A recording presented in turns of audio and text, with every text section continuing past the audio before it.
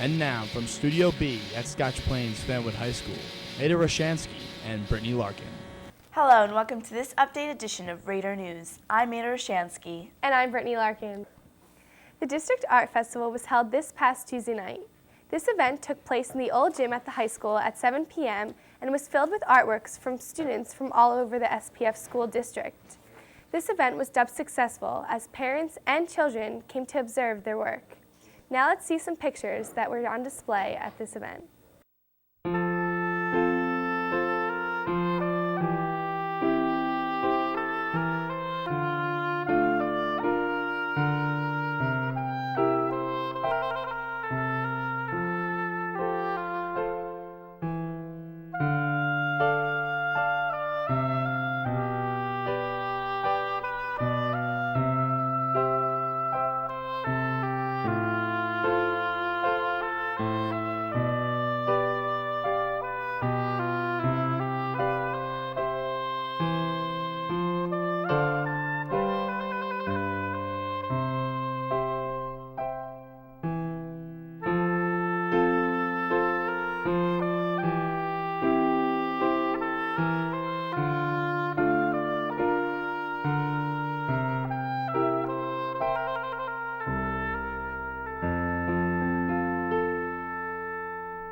After posters, buttons, t-shirts, candy, and any other way to campaign, the ballots are in. Congratulations to your Student Government Association. Your newly elected SGA officers are Dana Hankin, Commissioner of Activities, Brittany Larkin for the Commissioner of Student Council, Brian Hessemer for the Commissioner of Finances, Colin Campbell, Commissioner of Administrative Relations, Chris Flom, Commissioner of Information, Evan Aspel, Commissioner of Legislation, and Jenna Deladon, Commissioner of Organization. Once again, congratulations to all the candidates. SPFHS's Student Council is in charge of fundraisers, school activities, and their biggest event, prom. Congratulations to the following winners. Senior class officers are President Diana Chavez, Vice President Tom Pinella, Secretary John Stamler, and Treasurer Morgan Finkel. Junior class officers are President Rob Cunningham, Vice President Dana Abramson, Secretary Helene Gibler, and Treasurer Rob O'Connor. Sophomore class officers are President Diana Ferrante, Vice President Dan Jones, and Secretary and Treasurer Andrew Ho. Congratulations again. It has been another successful year for student movement against cancer. SMAC held their annual Relay for Life Friday, May 19th. Collecting over $90,000 and still counting, SMAC is enthusiastic. This year, the relay was held indoors in the gymnasium, and a few of the events that took place included volleyball games, a hypnotist, a raffle, and their annual luminary ceremony. Now let's go on location with some participants for more information. Hi, this is Gabrielle Berman on location for Radar News, and I'm here with the two vice presidents of SMAC, Jackie Lopez and Morgan Finkel. So Jackie, how was the outcome of the relay? It was a lot of fun. We had our annual Relay for Life on Friday, May 19th to 20th from 7 p.m. to 7 a.m. And there are about 200 people that came.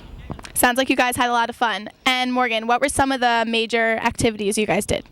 At the relay, we had a hypnotist, we had a really big raffle, people played sports, we had basketball, volleyball. We also had a few people speaking, like someone from the Devils, the mayor, and we had our luminary ceremony, which is probably the most important event of the night, where we honor survivors and people who have died from cancer. So since the relay was inside, were you guys allowed to have tents, and what was different than if it was outside?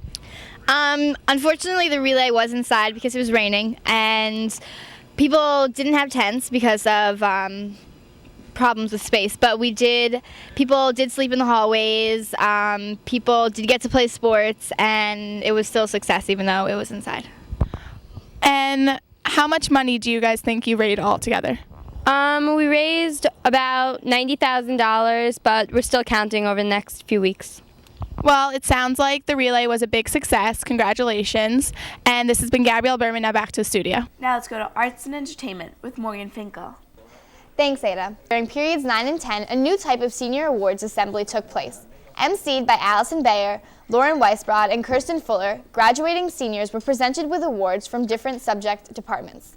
The ceremony was a great way to recognize students for excellence in certain areas. Raider News would like to extend congratulations to all award recipients. The recipient of the Raider News Anchor of the Year Award has demonstrated his genuine love and enthusiasm for sportscasting on numerous occasions this year. Who can forget his dramatic declaration of victory when our football team defeated Westfield? Or his calling of the final race as our girls swim team captured their second consecutive state championship. Rob Dawson has transformed many of our sports teams.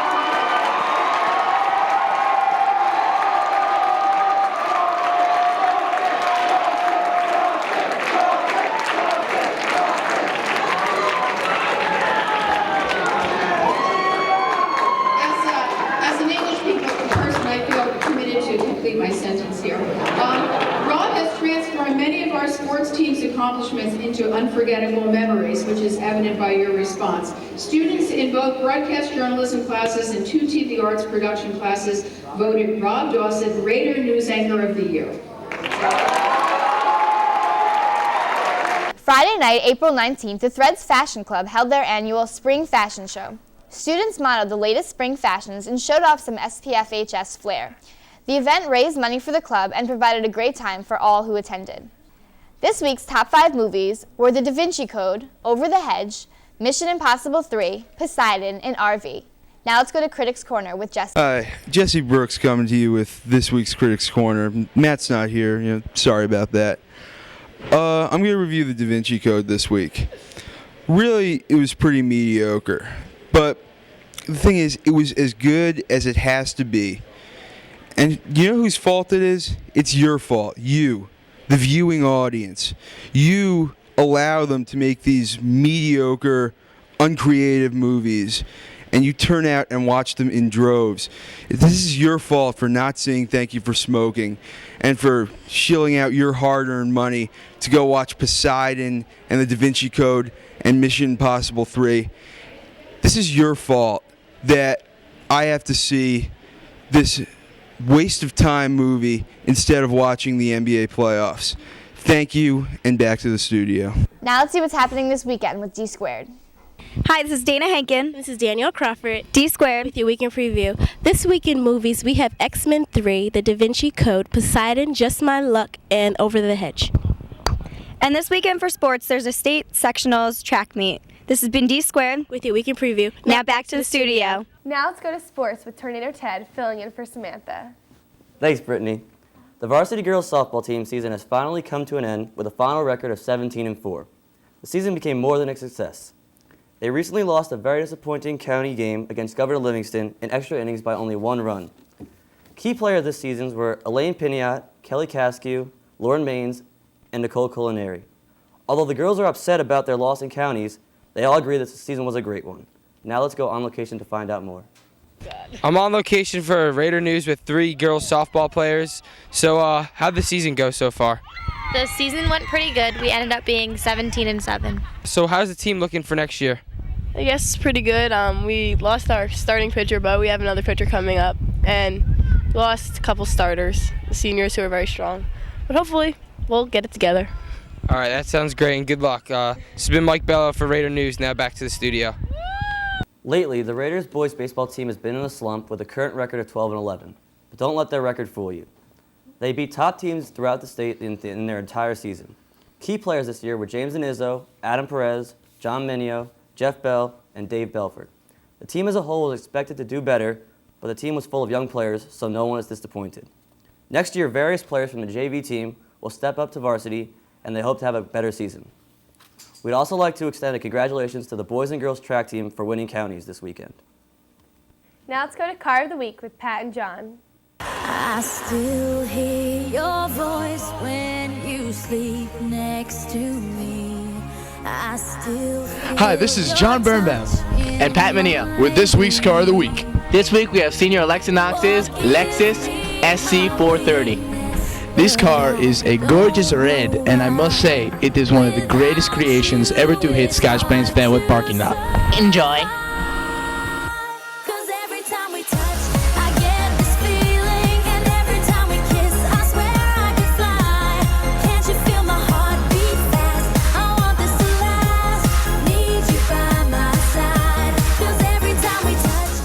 In this tropical paradise of a car, we have a radar detector, making our way down to the navigation system named Veronica.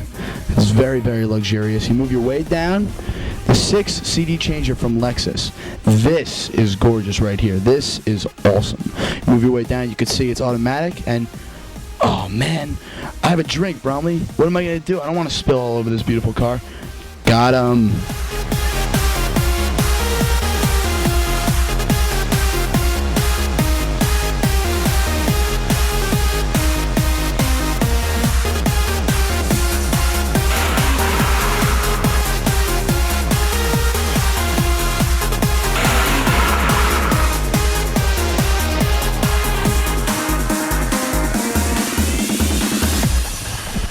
This Lexus has a beautiful candy red paint job. The dual exhaust on this car is spectacular. This Lexus is sitting on some 19-inch stock rims and some run flat tires. Over here we have some nice xenon headlights, and also look at this beautiful grille. This entire car is magnificent.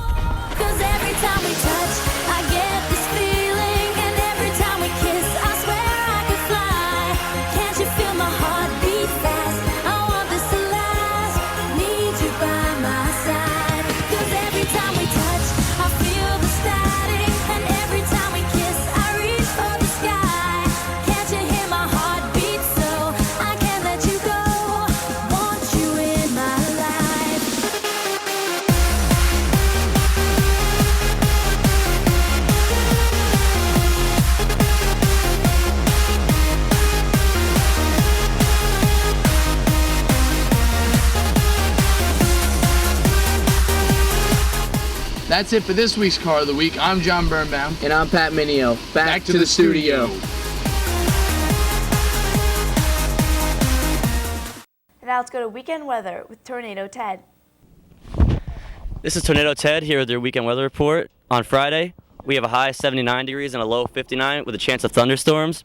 On Saturday, we have a high of 80 degrees and a low of 58 with thunderstorms also. On Sunday, we have a high of 80 degrees and a low of 56 with sunny skies. And on Monday, we have a high of 79 degrees and a low of 59 with sunny skies also. It's going to be a great weekend for Yankee fans. This has been Tornado Ted. Now back to the studio. That wraps it up for this 4-5 update edition of Raider News. I'm Brittany Larkin. And I'm Anna Roshansky. Make sure to tune in next week for 6-7's update.